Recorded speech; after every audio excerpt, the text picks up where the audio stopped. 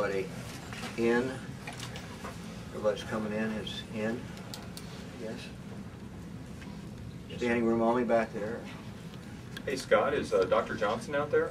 No, he is not representative. He and Representative Burke are still giving sponsored testimony on House Bill 93.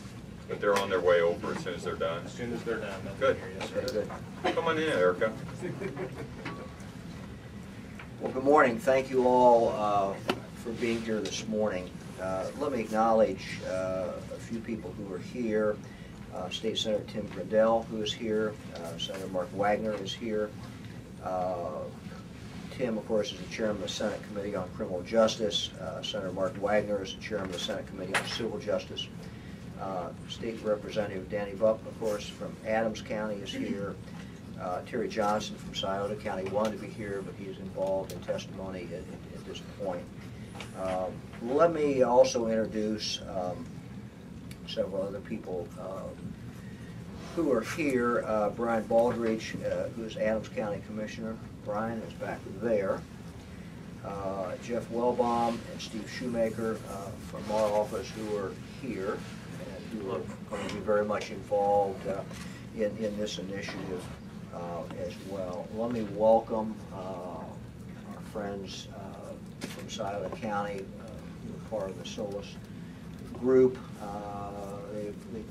I did not know they were going to be here, frankly, and we're delighted to have them here. Each one of them, they've told me that each one of you has someone in your family who has been a victim of this, who you've lost. Is that right? Yes. Yes. So we're very, very sorry. Our hearts go out to you. Let me also introduce Ronald Dye, who's the acting deputy superintendent of laboratory operations for our BCI operation, as well as Detective Eric Holmes, Clark County Sheriff's Office. They have brought, Ron has brought the OxyContin that was seized in an investigation where arrests have been made. Eric has brought OxyContin from different conviction cases that we've already seen convictions. When I took the oath of office as Attorney General of this state, I swore that I would do everything that I could to protect Ohio families. But that I saw as the real job of the Attorney General, and everything else that I would do flows from that or comes under that. Today I want to talk about a serious problem that is plaguing Ohio families and Ohio communities, from small towns to suburbs to our urban centers. There is no part of the state that is immune to this plague, and a plague it really is.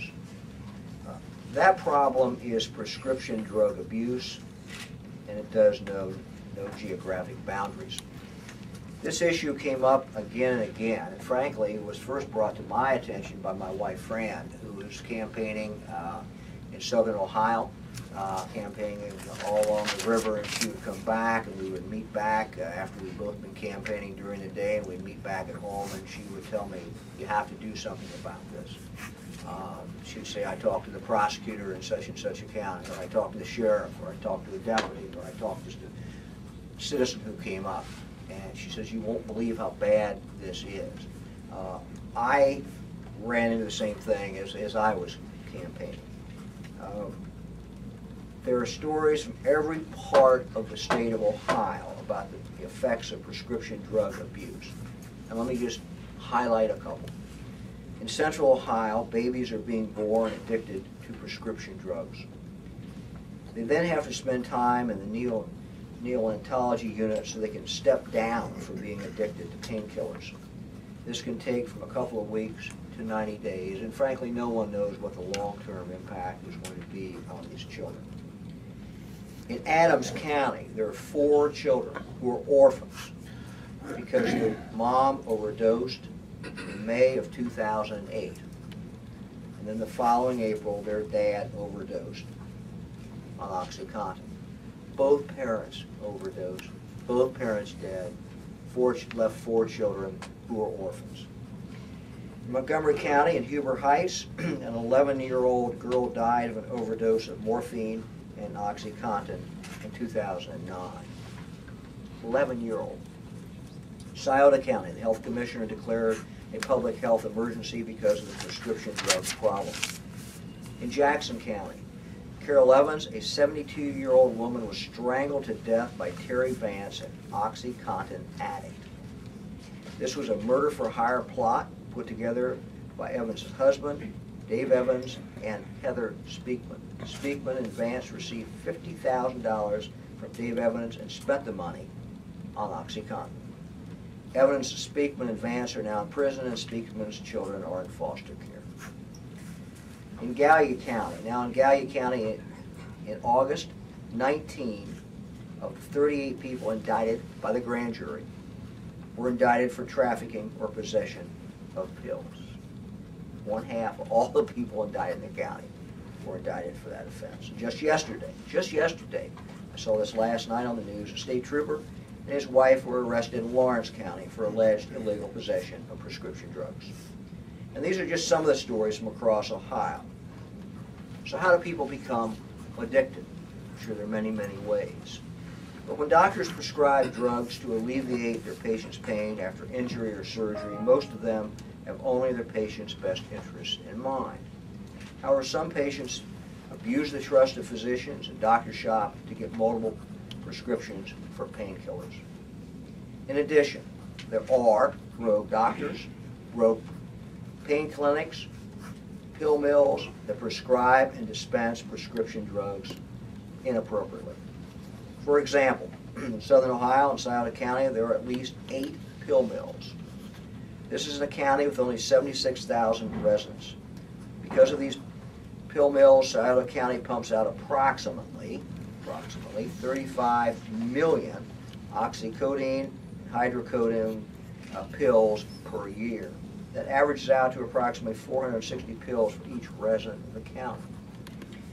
The street value of these drugs is about $1 for every milligram, with an 80 milligram tablet going for $80. Of course, this changes. It's easy to see how the money that can be made can be addictive as well as the drugs. So today, to help fight this growing problem, I'm outlining an initiative by my office to help local prosecutors, local sheriffs, local police, local law enforcement deal with the consequences of prescription drug abuse and to try to go to the source. First, I would like to announce that Adams County Prosecuting Attorney Aaron Haslam will be leaving that position and will be joining our office to be in charge of this office's efforts with prosecutors and local law enforcement on prescription drug abuse issues. Aaron will be our point person. He will be the go-to person in our office who wakes up every morning and knows that my assignment to him is to go after this problem.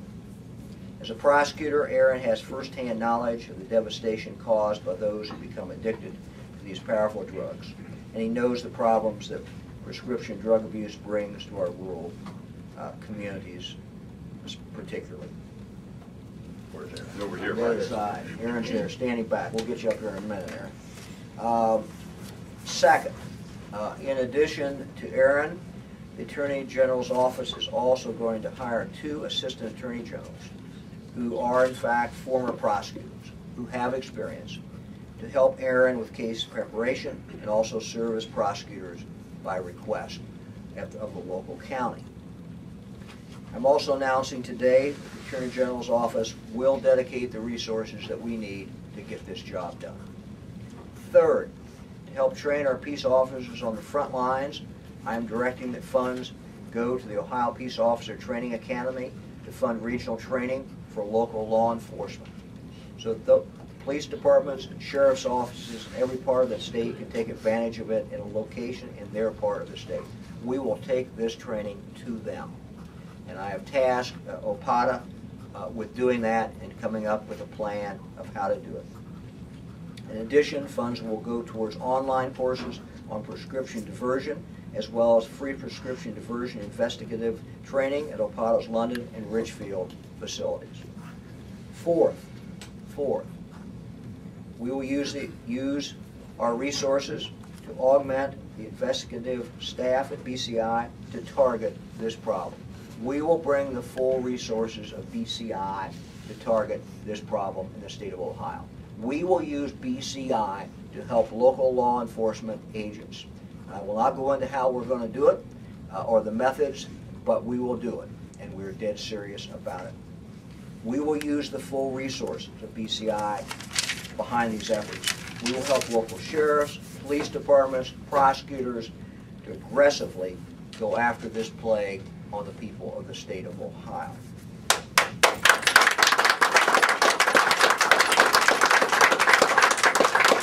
As I said earlier, when I became Attorney General a month ago, I swore an oath to protect Ohio families. Today is one step in our journey to use the full resources of the Ohio Attorney General's office to help protect our families. Now, let no one make any mistake. This is not easy. This is not easy work. If it was easy work, it would have been done before now. Nor do we pretend that we are the only people in this fight. We have members of the legislature who are involved in this and who will work hand in hand with us. In fact, legislation was introduced yesterday, and some of you attended that press conference.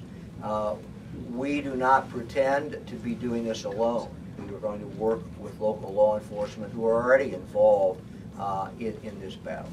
But what I believe we can bring to this is a focus, and we will focus on this like a laser.